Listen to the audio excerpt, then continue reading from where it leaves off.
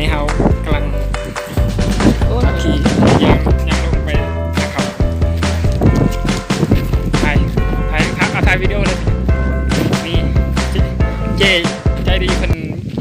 สิยางลงไปทำเลยพอดีว่าโทรศัพท์เพิ่นเลยบ่มีสิเพิ่นว่าหูบนึงกับหูบนึงยังหู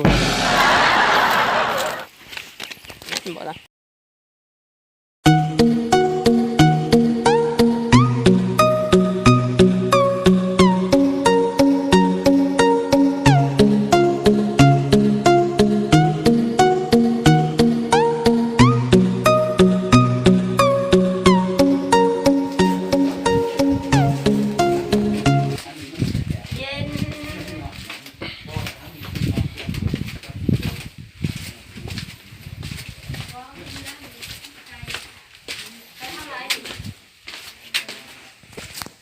พวกเขาไปทำเพื่อเนาะบ่อยากขึ้นนั่ง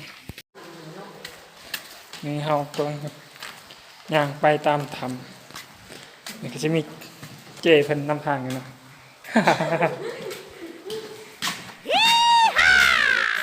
หายแล้วมาสำรวจทำนะฮะพูนผู้นำผ้าก็คือ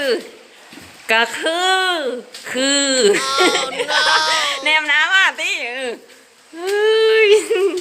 บรรยากาศดี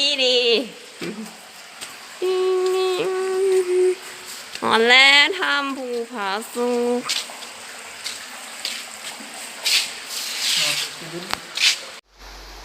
ไม่แจ้งนะครับเนาะของเราบ่มีการสั่นได้ยินอะไรอย่างเงี้ย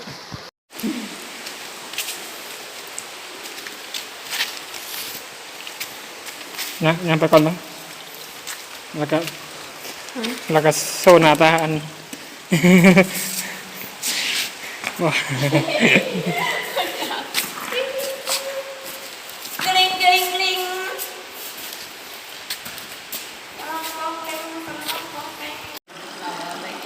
จุดนี้เป็นจุดที่สวยงามพอสมควรเลยจะมีแสงไฟ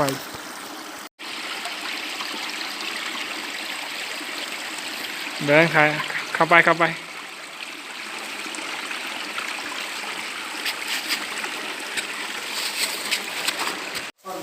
คนแนมมาเบิ้งอะกิ้งกองคอยถ่ายวิดีโอoh no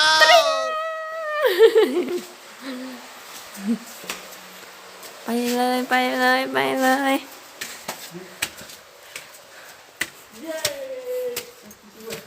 พ่อบ่พ่อโอเคบ่